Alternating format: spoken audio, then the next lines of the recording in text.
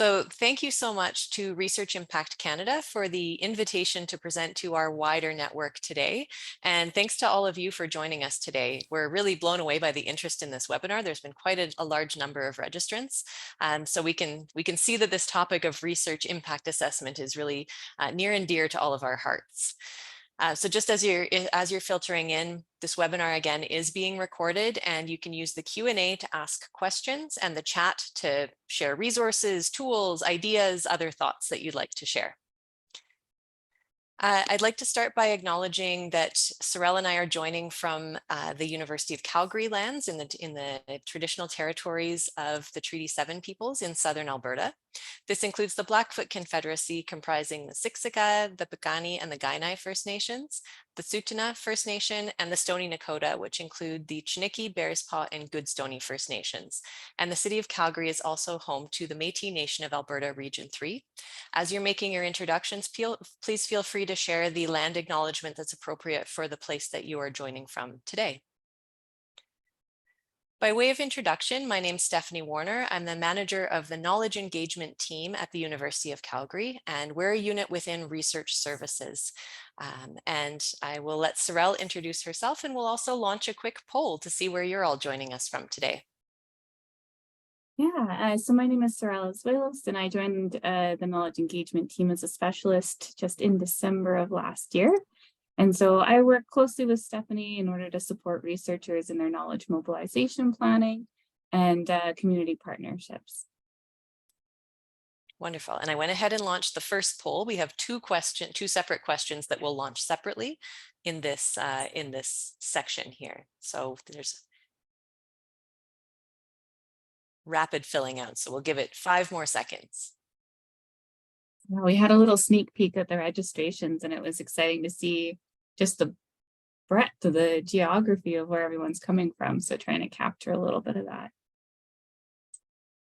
Perfect. I'll share the results here. So the vast majority of us, unsurprisingly, because this is Research Impact Canada, are joining from Canada. We have one person from elsewhere in the Americas, a handful of people from Europe, hello, and someone joining all the way from Africa, hello.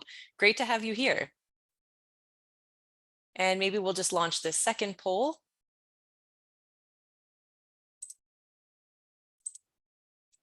To get an idea of how you are connected to research impact. I know we have quite a diversity of folks here, so we've tried to do our best to capture all the different kind of buckets of people, from researchers, support staff, community partners, an impact assessment organization, or funders. And we have a number in the other categories. So if you feel like you'd like to elaborate on that in the chat, please feel free. I'll give this 5 more seconds again.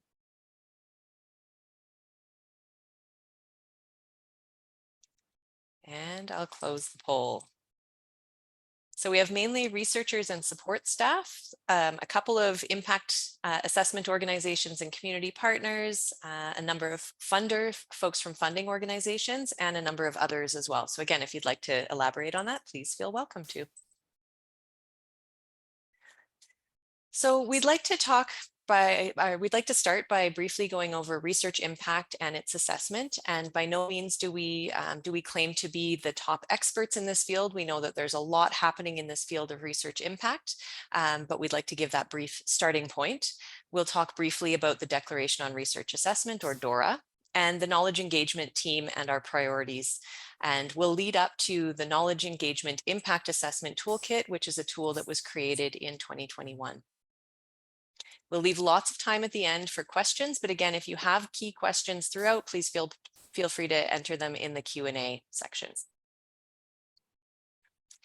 So we thought we would start with that question of what is research impact? And research impact is really defined as the long-term outcomes or effects that take the form of change thinking and behaviors. And what we're presenting here is a statement taken from our University of Calgary research plan in 2018 to 2023. So we are due for a revamp of our institutional research plan, where we state that the knowledge that we create promotes cultural understanding and social justice, improves quality of life, and helps to secure a prosperous and sustainable future. And this really speaks to some of the potential areas of impact that research may have. But as we know that impact is often the destination or the end of quite a long journey. And there's many different models and approaches and many different pathways to impact. But really the ultimate question here is, what difference did the research make? And we're looking at this from a more simplified logic model knowledge mobilization approach, where we have research inputs such as funding and time and resources, the activities that are carried out, the outputs that are created as that kind of primary output of research, and then that jump from outputs to outcomes. What actually is the research used for? How is it taken up? And then the impacts are really one step further. Impact can be positive or negative. Ideally, we're thinking of it in a positive sense. And when we report on impact, we often tend to focus on those positive impacts that the research has had. And it can also be intentional or unintentional. But we really, as many universities and organizations, are trying to facilitate pathways to impact, to allow impact to happen in a more timely manner, to be able to ensure that the research knowledge is reaching the communities for whom it matters. So the University of Calgary has a number of different services and approaches to impact, but we're really focused on this impact-centered approach, and we'll be touching on a few of these pieces as we go through the following slides. So we thought we'd also pose that question of, why do we assess research impact? Why do we care about this? And there will be a slide at the end that has the references, but this is taken from the International School on Research Impact Assessment, the ISRIA 10-point guidelines for research impact assessment. And they identified 4 key reasons that we might do research impact assessment. We could advocate and make the case for why research matters. We could analyze how research works and how to shape it and how impact is achieved. We could be accountable to taxpayers, donors, and society by stating the impacts that our research is having on society. And we can also use impact assessment to allocate resources based on the impacts that we are seeing from the research and that we're aiming for. In most cases, research impact assessment is a combination of quantitative and qualitative or narrative approaches. It's not enough to just say how much, but it's better to say how. How has this been used? What are the stories of impact? We've given some examples here from the Research Excellence Framework in the UK, the co-produced Pathway to Impact that was published by David Phipps in partnership with PrevNet. Research Impact Canada's Impact and Engagement Case Study Guidelines, which are based on the Research Excellence Framework as well. In recognition that this is not an exhaustive list by any means, but that there is that emphasis on both quantitative and qualitative, and that impact is ideally assessed at the level of non-academic partners and end users. It's sometimes messy to assess impact on an individual level, and it isn't always reflected in traditional research assessment for things like tenure and promotion, funding, and those pieces. One mechanism by which the University of Calgary is choosing to embed research impact is in the context of the San Francisco Declaration on Research Assessment. So for those of you who are not familiar with Dora, Dora was created in 2012 to recognize that there's a need to improve the ways that we are assessing researchers and the outputs of scholarly research. And that Dora's vision is really advancing practical and robust approaches to research assessment globally. So this is a very global movement with tens of thousands of signers. And the University of Calgary signed on to the Dora declaration in 2021. And this means that we commit to a number of recommendations. Dora has recommendations for institutions, for funding agencies, for publishers, organizations that supply metrics, and for researchers. And we were the first university in Canada to sign Dora, and as far as we know, the only official supporting organization of Dora in Canada. But what is crucial to note is that many of you on this call have spoken to me and others about this movement towards the Declaration on Research Assessment and improving more inclusive and responsible research assessment practices. And all of our major Canadian funders, federal funders, have also signed prior to the University of Calgary signing. So CIHR, NSERC, SSHRC, CFI, and Genome Canada have all signed Dora. So this means that we commit to moving beyond just journal-based metrics. So Dora's recommendation, their prime one, is to not use the journal impact factor as a proxy for research quality and to assess research instead based on the focus of the paper or the output. We should be explicit about the criteria used to reach hiring, tenure, and promotion decisions. And this means explicitly stating in faculty guidelines and in tenure and promotion criteria what folks are going to be assessed on. Moving beyond that, we also aim to consider the value and impact of all research outputs. So looking more broadly than just traditional publications and ensuring that our assessment practices capture that. And also considering a broad range of impact measures, such as influence on policy and practice. And some of these mark ways that we can really have deeper conversations about the nature of research, the type of excellent research that our faculty members, our postdocs, our students, all of our research community are doing, and the impact that that's having on our communities. And this leads into an overview of our knowledge engagement team, because the team that is implementing Dora is also housed within the knowledge engagement team, but it aligns a lot with our focus on impact that was in existence since the team's formation. So I'll pass it over to Sarelle to tell you more about knowledge engagement. Awesome. Thank you so much, Stephanie. And that was such an excellent sort of segue from Dora into knowledge engagement. And so I wanted to start off with sort of a definition. What do we mean when we're talking about knowledge engagement? And so we like to define it as a dynamic and reciprocal process in which multiple stakeholders come together to address mutually identified problems. And the purpose of this deliberate engagement is for the co-creation, synthesis, and application of knowledge and evidence to the benefit of the community at large. So we do sit in this really interesting space where we're trying to advance research impact through multiple channels. And that means supporting community partnerships. It means helping researchers with their knowledge mobilization planning, and also moving towards more responsible and inclusive research assessment practices. So this definition was something stemming from an advisory committee on knowledge engagement that was part of a larger Carnegie certification process, but I won't go into the weeds with that too much today. Could you go to the next slide? Perfect. So you saw in that previous definition, we had a few bolded pieces, and those really are the principles that guide a lot of this work. We have the what, the definition, these really shape the how. And so for strong partnerships, when we're supporting researchers and community organizations and connecting on these research projects, we want to support tackling mutually identified problems, the co-creation of knowledge and evidence, doing it together as much as possible, leveraging unique contributions from each partner organization. So something that might be called a strengths-based approach. What are the capacities and skills that everyone can bring to the table and share? Bringing benefit to all the partner organizations as much as possible.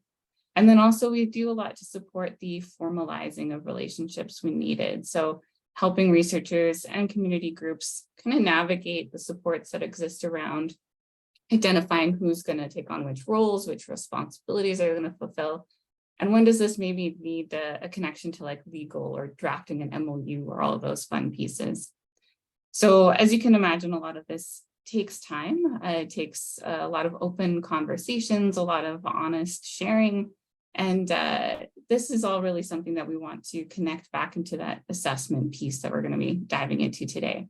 So how do you know when research with community partners has had an impact, and how do you measure this kind of impact? These principles really guide the work throughout the partnership cycle, including the assessments. And so if you want to jump ahead, thanks so much, Steph.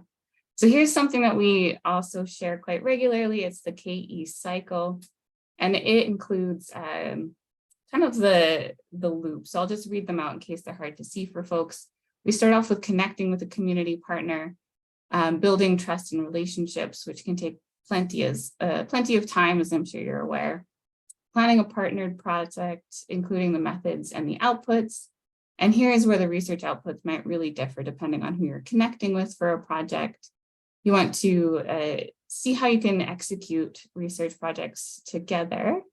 And then communication, mobilization of research findings. Lots of folks in the RIC membership are probably familiar with this as well. and then maintaining relationships. So one thing that you'll see is kind of not in this cycle is a really clearly identified space for assessments. And part of that is because it's something that you can do throughout an engagement cycle with a community partner or throughout a research project that involves community in some way. So anyone who's done this kind of collaborative work is probably well aware that it's not always this clear cut. It's often a really iterative cycle where you revisit stages as needed and gather feedback from your partners ongoing. And with that in mind, the assessment tool that we're talking about later, it can come at the end, but it's really useful to maybe think about how you might use the tool throughout the process. Traditional research assessment criteria, they often don't necessarily reflect the values that we had talked about earlier, the principles and the processes of community engaged research.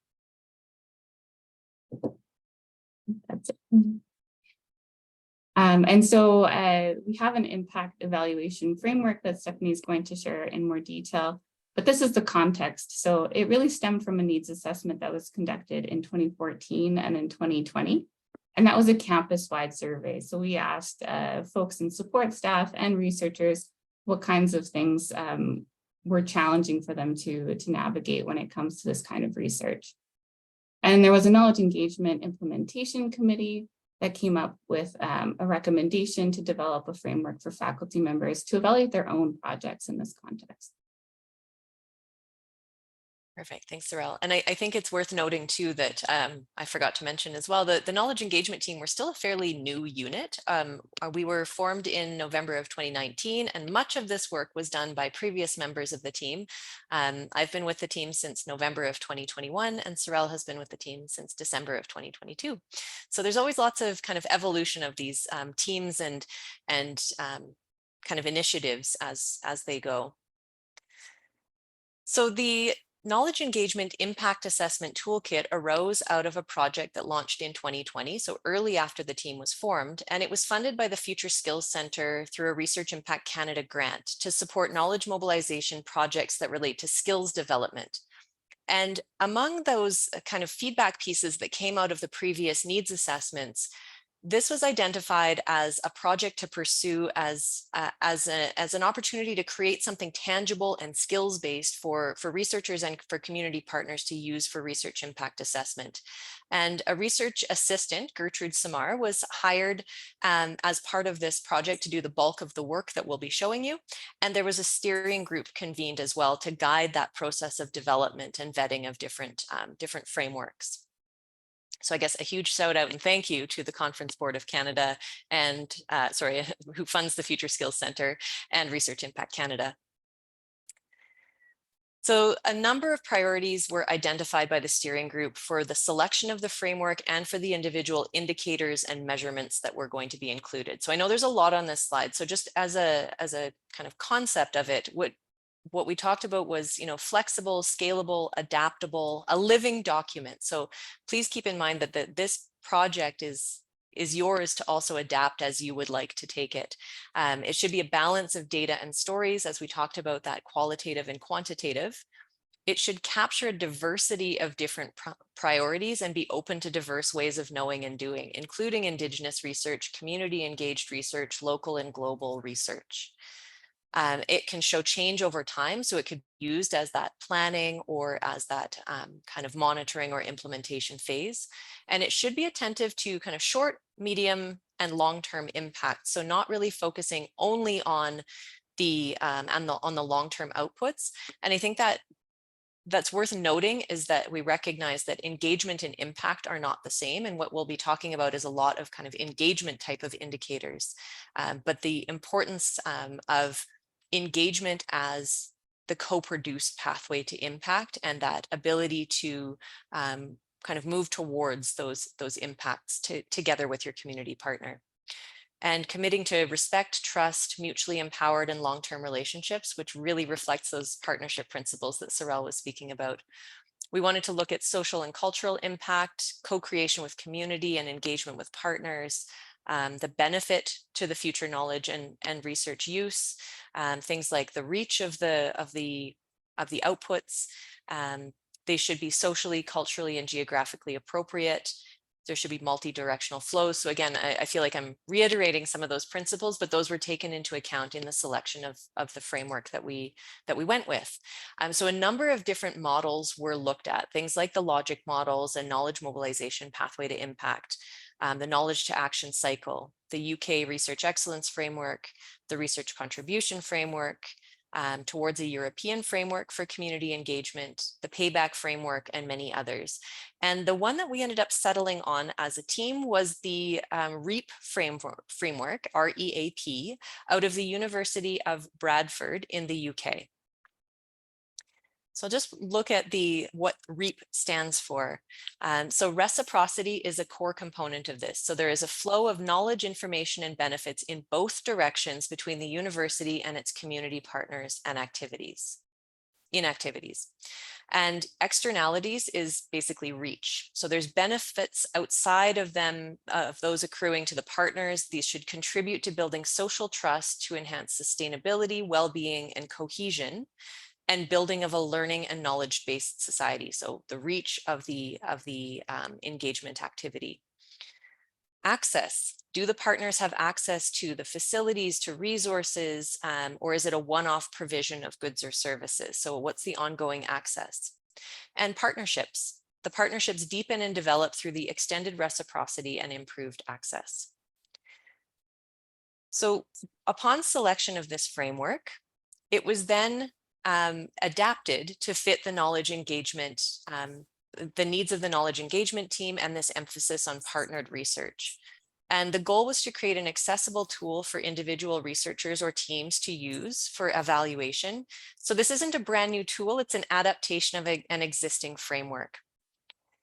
The toolkit that was created is multi-part. So there is an KE assessment matrix that has impact indicators related to those 4 pieces of the REAP methodology.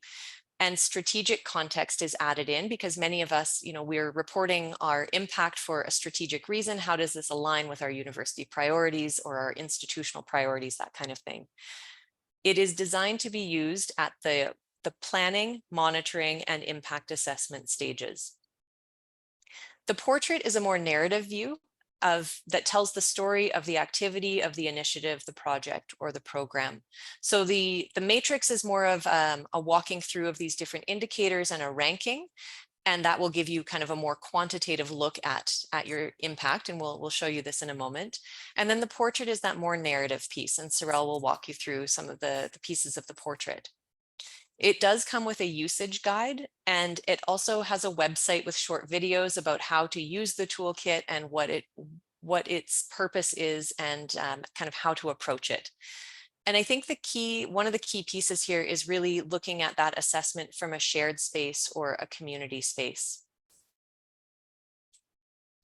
So I'm going to pull up a poll here. Have you ever before involved a partner, if you're not a partner, but have you ever involved a partner on either side in your assessment?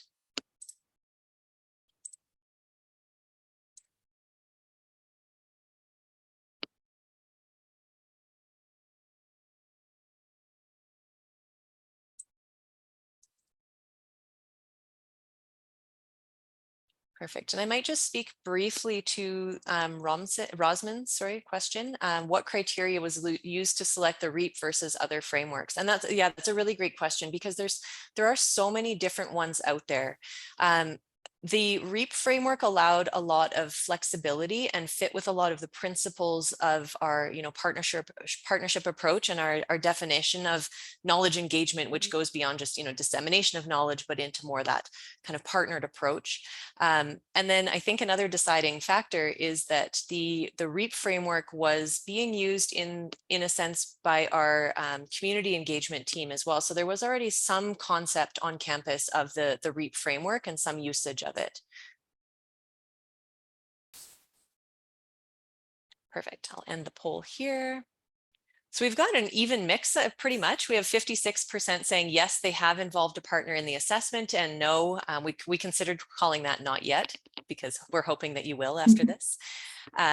But if you'd like to share in the chat, I know we have a large group, so we probably don't have really a lot of time for kind of sharing individual stories, but if you have anecdotes of, what you found worked really well working with doing assessment alongside a partner, what was challenging, and would like to share that in the chat. I'm sure others would love to hear from that as well. And if you like, we can probably capture the chat and share it with the post event recording. Okay, so we're gonna go through a walkthrough of the toolkit. So I'm gonna switch screens a couple of times here, but what I will note first in the chat is that if you go to the website ucalgary.ca/KE toolkit, which I probably need to put a www in, but you can copy that part. If you haven't already downloaded the toolkit, you can visit the website to access the toolkit there.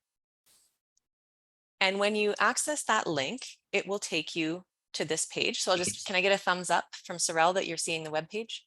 Perfect. Okay, so there is a web page created, and you will soon see this presented in either English or French, because the lovely folks at Research Impact Canada, on the prompting of some of our wonderful colleagues, French-speaking colleagues, pointed out that the tool was only available in English. So you will soon see a French version of this and a French version of the entire toolkit and all of the supporting materials available through our website. That is coming in the next weeks to month-ish.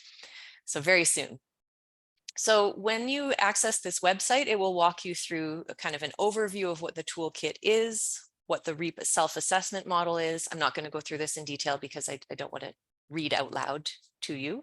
But it does have an overview of how to get started, including watching the videos, downloading the toolkit, going through the toolkit, and then attending a Q&A session. But you're kind of doing this in a great reverse engineering order. So we're starting with the Q&A session.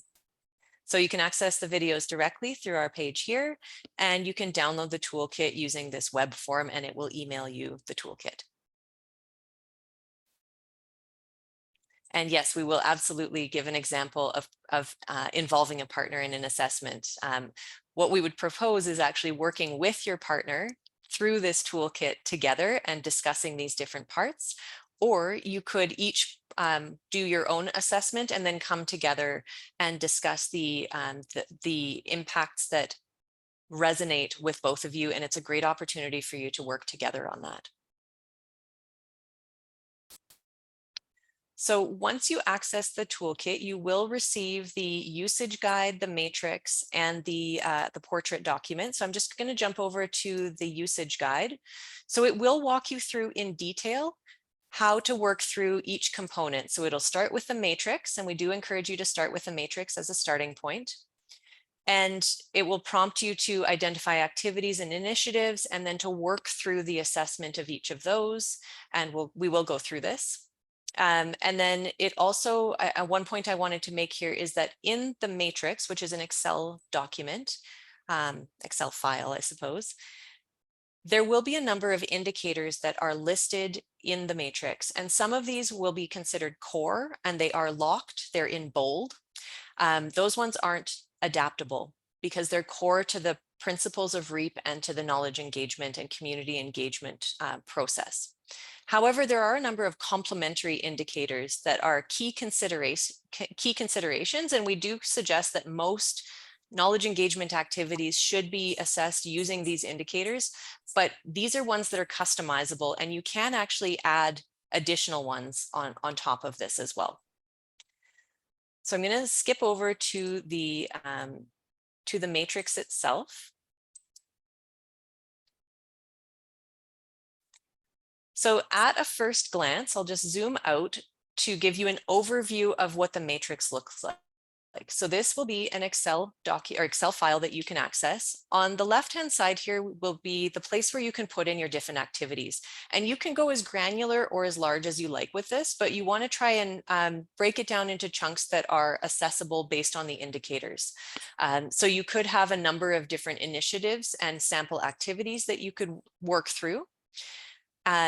Along the top, you will state what life cycle stage you're in, and then it will walk through reciprocity, externalities and reach, access, partnership, strategic context, and it will then give you a weighted impact score and give you a kind of a qualitative framing of that based on the score. And it also has additional opportunities for you to track things like your number of people engaged, or the number of partners involved, or who are the different influencers that you are sharing with, and who are your how many knowledge users, or which knowledge users are you engaging with. So again, anything that's not in bold, you can adapt to your own purposes and to use however you like. So I'm just going to zoom in a little bit more closely here. Apologies if this is jumping around at all. So I know this is going to be a bit small, but I'd like to walk through a sample activity. So we'll use an example of, I'm a researcher who's conducted a research project with a community partner. I've done my great, co-created research project, but we're at the stage now where we have, a research publication, but what we'd really like to do is create an infographic that would go back out to that community group and the partners in community that could actually use this knowledge, that could maybe use that to change their practices, change the way that they're engaging with the service providing organization, could change their behaviors. So, I mean, if I was kind of thinking of this from when I was doing grad school as a cell biologist, I might think of this as I create an infographic and I disseminate it out. So I'm just going to put my sample activity of, create an infographic. And I'm going to call this, I'm at the planning stage. So this gives you an option of a dropdown. Am I at the planning, monitoring, or impact assessment stage? And you can keep different versions of this document as you work through a project. And in terms of reciprocity, this is a highly weighted category. So this is a weighting of 5, which you can see in the orange here. And under reciprocity, and there's more information and definition of each of these terms in the usage guide.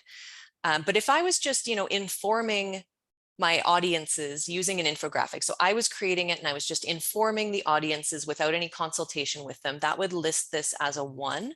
Whereas if it was a completely co-created infographic, it would take me up to a 5, a collaborative creation. So this is my first point where I think I would stop and I would say, if I'm just creating this infographic and I have to give myself a score of 1, that's automatically taking my impact score pretty low. And I haven't even filled in any other pieces of this. So there might be ways to outweight that, but this is a core component of the matrix. So I want to try and emphasize that reciprocity is core here. So this might actually take me back to the drawing board and say, maybe I should co-design this infographic with the community partners that I worked with.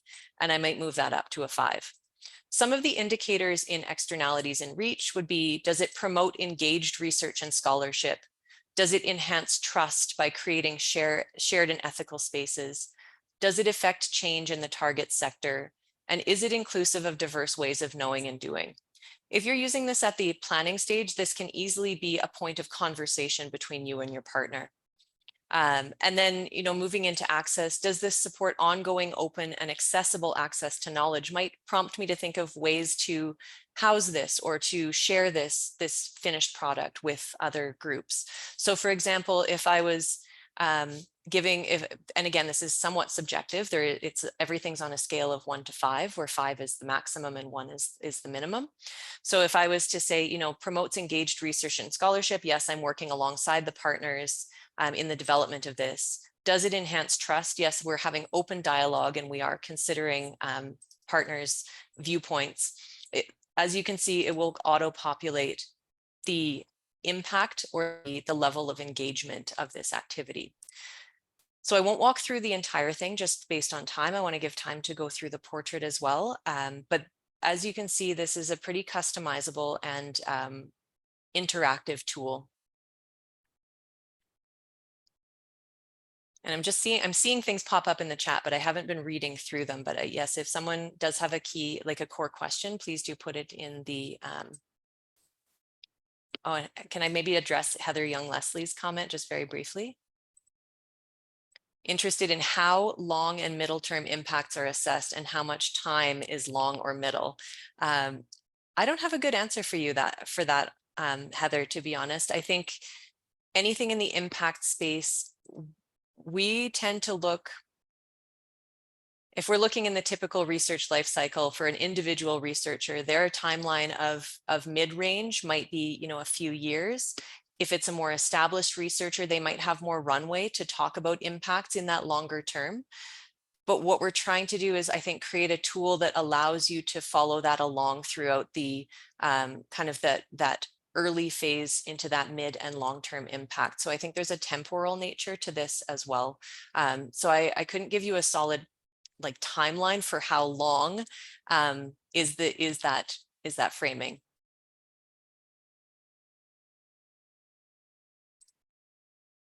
And Karen Edwards, does the engagement section shift the weighting of the overall assessment score? So I guess I'm not quite sure what you mean by the engagement section. Sarelle, do you have any thoughts on this one either? I think that very last column, so it says impact of knowledge engagement. Yes, I was like, I think I'm missing something really obvious here. Thank you for clarifying that. No, these are just in the engagement column. This is just for tracking purposes. That doesn't impact the weighting. So there's not really that quantitative, if I've reached more people, I have more impact. There's not that equating, but it could be something that you could incorporate into the portrait when you get to that stage as, telling the broader story of that impact.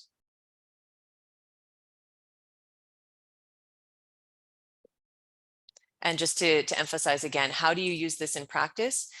Anyone can fill out the matrix. We would recommend that a researcher would fill out the matrix in collaboration with their partner, or that each of the partner and the researcher could fill it out separately and then kind of compare scores to see if they're, assessing impact the same way, or if the maybe the engagement isn't as reciprocal as the researcher originally thought, for example. So it really provides an opportunity for deeper discussion as well. So I think I'm going to shift it over to Sarelle because I don't want to take up her time, and we'll come back to the Q&A at the end there. Thank you. These are great questions. Oh, thank you. And I'm sure we'll have, I'll be quick, so we have lots of time to address all of these at the end as well.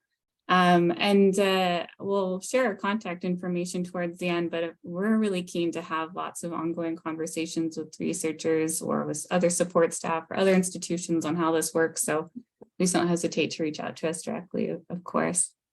And this is really adaptable too.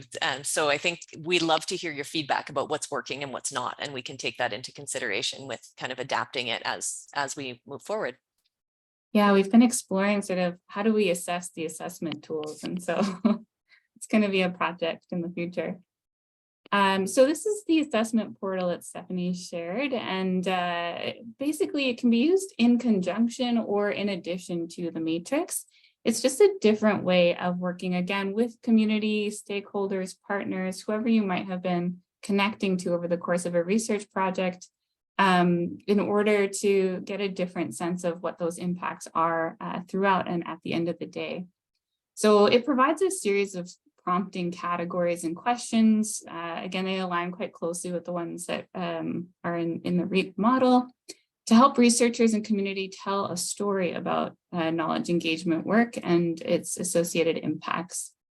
It really is about including space to reflect on the assessment process as well, and to tell the story of reciprocity, reach, and the partnership journey as a whole. So many questions coming in. In addition to the prompts identified in the portrait, users can describe the relationship building that they had, the partnership development process. They can identify the learnings, including those that resulted from some of the challenges or setbacks, which, we do everything we can to avoid, but sometimes are inevitable in these processes. Recount the successes and the struggles associated with the activity and the knowledge engagement process. And then it also gives some time to celebrate the wins. And so big or small, how can we point out moments of joy in these kinds of relationships and research projects.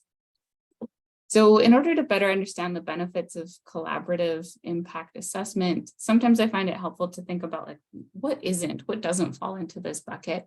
And so Stephanie had kind of prompted me to share a little bit of an anecdote of some of my work history prior to joining the UC. And for quite a few years, I was working in community engagement. I was working with folks in frontline services and drop-in spaces and those kinds of things. And we would quite frequently have requests from researchers to work together in some capacity, but more often than not, it was more about recruitment than it was about partnership or co-creation or sharing a space to design a question. And so I think these kinds of tools are places where if a researcher was coming back into the community that they were recruiting or connecting to, they might be able to identify some of those pain points and learn from them going forward.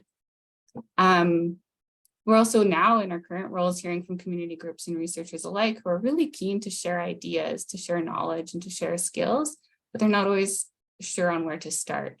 And so by checking in with the partners at every single stage of the process, I think it's possible to capture a fuller snapshot of the impacts and then set the stage for future collaboration.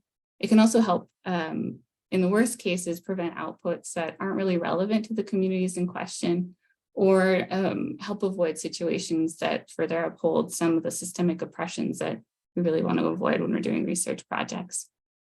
So there's some of the questions here. They're quite open-ended. I think they're sort of similar to some of the things that you saw in the matrix when we're talking about your reciprocity story, the story of your outreach and access. But again, they're quite flexible. And so you can recreate these tools and you can shift the questions based on the relationships with the communities that you're working with as well. I know I wanted to set aside at least like 15 minutes or so for some ongoing questions and engagement. I think there was one more slide after this, Stephanie. Perfect. Yes, there's a couple of slides, I think. Let me just switch my share back.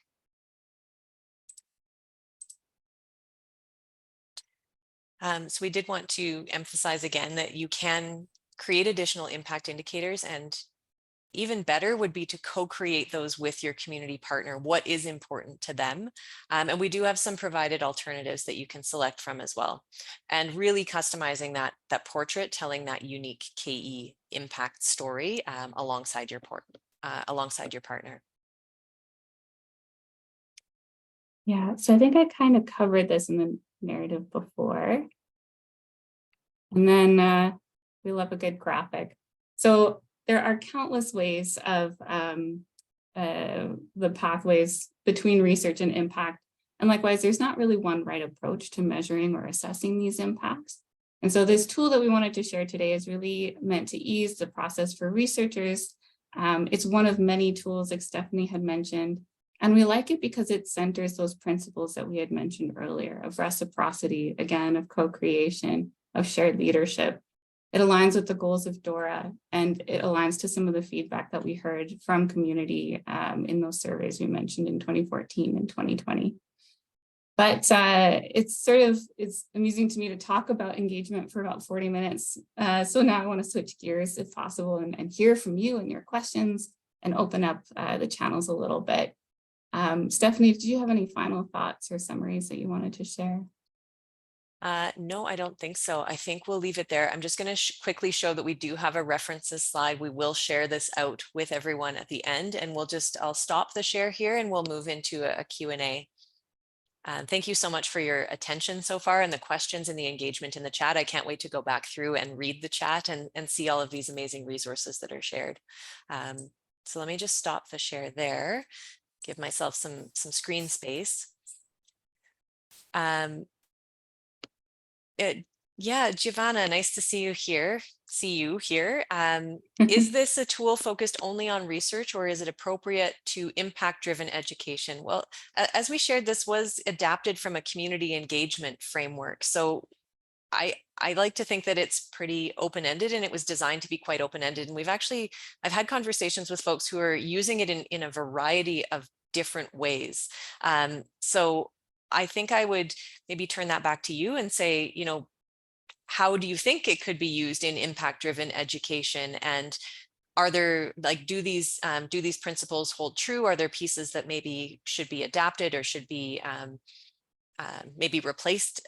But does this framework work really well in that space? I would say that it's such an adaptable framework that bringing forward those principles of reciprocity and reach and access and partnerships, I think should work in most partnered spaces, but I think it depends on kind of what the goal is for that. But I would find it a great, and it's quite an accessible tool. Like it looks a little confusing when you first start working through it, but I think once you get into it and get into that idea of, you know, using it as a thought-provoking piece or checking in partway through your project and kind of coming back to it at the end, you can really start to see that evolution of that pathway to impact as well. So I think it can be used in many different settings.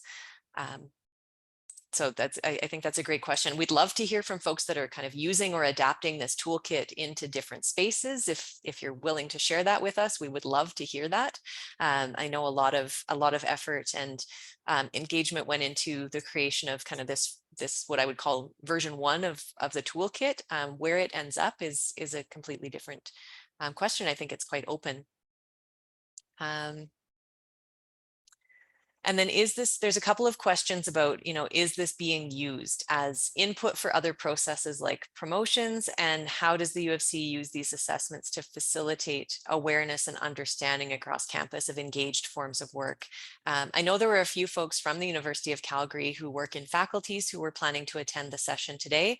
And I think this might still be a fairly well kept secret in terms of its uptake into formal processes. We haven't, you know, we strongly encourage the use of the tool for work that is in this knowledge engagement realm, but we haven't formally incorporated into processes yet. And with our approach to Dora, there's a lot of discussions about research impact, how that can be embedded into some of these institutional priorities and practices. But I think we need to do more engagement with our campus community to kind of see the utility of this, the how helpful researchers are finding it in their journeys, and whether it would inform some of their applications for things like tenure and promotion. But I think it would be difficult to mandate it across, I guess, because as soon as you put a number onto something, I worry that the folks that aren't doing as much community engaged work, they wouldn't be seen as applicable. So I think it's definitely one of the things that we are suggesting folks consider using for tenure and promotion, but it's not formally included in those processes yet.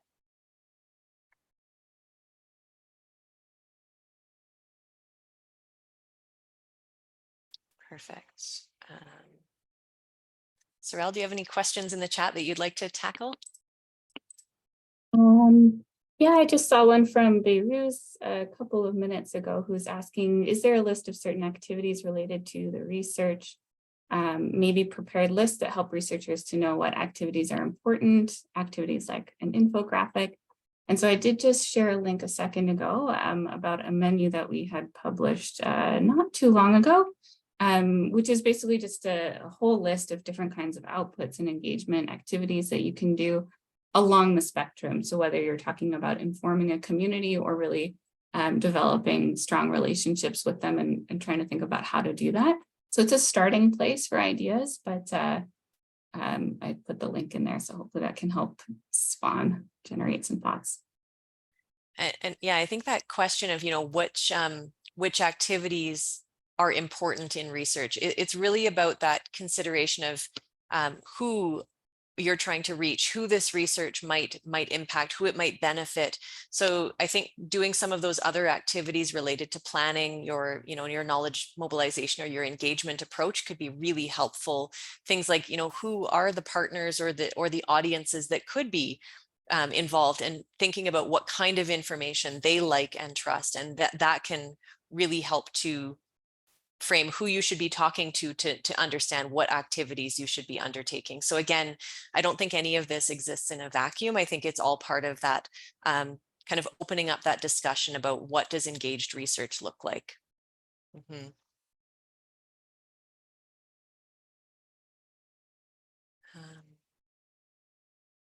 Okay, there's a number of different questions in here. Maybe I'll just go in order. Do you have plans to go beyond engagement to assess outcomes within this tool? So what partners and knowledge users did with the knowledge, what did they learn or gain? What did they do differently because of the engagement? Absolutely. And I think that maybe we can dig more into that portrait space, but that really is that opportunity to tell the stories. And how can you kind of collect the evidence for those stories that can help to uphold that narrative and provide that evidence. So maybe doing that scan of who should you be talking to? How can you build in an evaluation of your knowledge engagement to understand, what they did with it? What did they learn or gain? Is there an aspect of kind of closing the loop on that you could build into your research process as well? As we know, a lot of things kind of fall through that gap of like, okay, we've created a paper or an output or a recommendation, but how is it actually implemented into action? And I think that's one piece that it does take resources. So that might be a deeper discussion for another day, but kind of how are we bridging and maintaining that relationship like we showed in that knowledge engagement cycle? Like how are you asking your partners those questions? So I think it is already in the tool, maybe not as explicitly, but I really think it's about asking the questions to get into those stories and looking for that evidence. Yeah, I think that feeds into that next question here about attributing impact to one specific activity. And unfortunately, it's often not really that easy to draw a line between sort of one activity and one impact, especially if we're talking about things like changing the processes or procedures within a large institution, or developing a new piece of policy that might have wide scale impacts. And so I think that's again where the portrait or the narrative and the storytelling piece can come in, where you have the ability to show this influenced an impact in community in some way. It contributed to a systemic change. It contributed to a shift in a narrative or a new way of thinking about a problem. But it's probably one piece of a larger puzzle that helped contribute to that, as opposed to being the sole linchpin. Sometimes it is, but it's often more messier. Yeah, and I think that question, I'm not sure if it was asked in a kind of a tongue-in-cheek way, but I think using this tool to consider potential impacts and to build an engagement strategy that aims for more engagement and and therefore the hope for more impact is more what I would think of this as. But I think the tool itself, I mean, maybe one KE activity does have a lot of impact, but it's going to be hard to know that until down the line, and someone might come back and say, what really changed my life was this infographic that you created in 2012. And that's, I think, a dream for all of us, or that it would be a lot shorter than that timeline. But it is often messy. And I think from what I recall from the Research Excellence Framework, which is the exercise UK universities have to go through it for allocation of funding, they have to create these impact case studies. The diversity of pathways to impact is enormous. There's I don't remember the exact numbers. Someone on this call certainly will, but there's as many, if not more, pathways to impact, I think, as there are different outputs or projects assessed or case studies. So I think it's often pretty messy. Okay, so we have 5 minutes left. And I think we did actually answer that. How do we collect the qualitative description and stories of impact? I think that's about like, where are you getting that information about the uptake of the research? Where is your research being used? Who's being engaged? A lot of that is conversations and tracking of engagements. So I'm gonna say we've probably covered most of that one. Sarelle, do you want to maybe take this? Any advice for supporting researchers who are much newer to the idea of partnering in research? Does your team help researchers work with a partner for the first time? Does UFC mandate this in any way? And thank you for the fantastic presentation. So I'll pass that on to you, Sarelle. For sure, yeah.